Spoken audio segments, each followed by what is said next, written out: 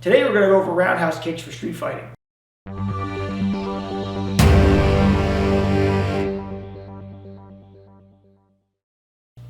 People love their roundhouse kicks because you can use them in sport. Because you can hit targets that are not completely damaging, but look really good or hurt your opponent enough to make them maybe submit. I don't love roundhouse kicks as a general rule, but they're a good thing to have in your arsenal if you know how to use them correctly. Traditionally in a roundhouse kick, you learn 1, 2, 3, 4. 1, 2, 3, 4 and down, right? A lot of times that's really unnecessary, especially in a street fight. What you find is a lot of times if you just take your foot and go from point A to point B, that kick is sufficient. You don't need to pick it up and go into the full chamber. The only thing you want to be careful with this is that you don't throw it so hard that you land funny and you can't recover. So what I like to do is I like to throw this kick, relax, and then move into the next motion. Little tip on this, make sure that when you throw this kick, that when your leg hits, that there's just a little tiny bend in it. You don't want to be straight to where you hyperextend your leg, but you don't want to be so far back that when you hit, you lose all the power. Just that nice middle right there at the knee.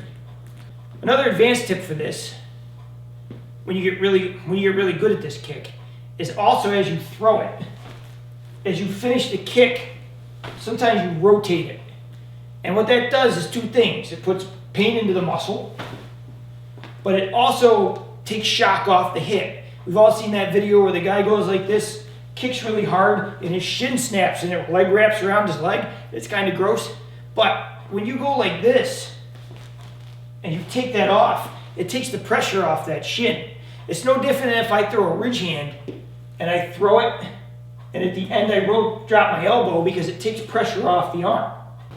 So usually how you see roundhouse kicks done is people throw them high or to the body for points, or when you see more MMA type things, you see a lot of kicks to the legs because eventually they'll wear that guy down. The problem with that is how many times you see people do that and they hit that guy 5, 6, 7 times before it hurts him. You don't have that kind of time to hit someone in a real fight like that. You need to hit them so they go down. So usually when I throw roundhouses, they're on angles. So if I see a leg like this, I'm not trying to hit the outside of his leg. I'm trying to hit the inside of his leg. I want to hit him inside the knee in that really weak spot right there. Big fan of that. So real simple. If you notice too, I'm stepping off that line. I don't stay in front of him and go like this because I've opened myself up to him charging in and just pushing me back. I really don't like that. So generally I'll move and I'll throw these inside. Also I like these when I got someone on the run. Generally I don't like to kick to the outside of the legs. What I like to kick is either to the insides or the backs. So I'm big at the knees, love that. Because not only does it hurt, it puts them down on a level where I can hit them again and doesn't give them a chance to really fight back well. So a lot of times what you'll see is when you hit someone, they'll almost stagger this way. And what you want to make sure, where people screw this up, is as they move this way, they keep trying to kick, but as he goes, it's taking the energy away from him. Because he's going this way, and the kick's going that way, and it dissipates.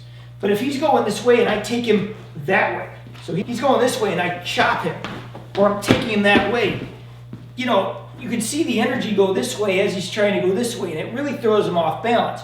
It hurts, and it puts him in a position where he can't fight well, which allows me to go into other things quickly and hurt him really badly.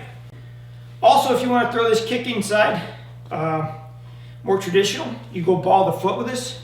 So you could actually take this thing and throw it like this. If I was coming to the insides of the legs, it's almost like throwing a front kick. You just turn it and throw it like that.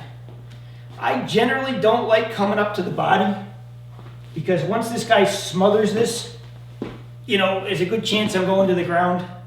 So I like to throw these low and short to where I can continue to punch and hit. And I like to mix them up with other kicks. They can be very effective if they're used right. But remember, keys to this. Swing low. Keep your legs, don't go into these big chambers.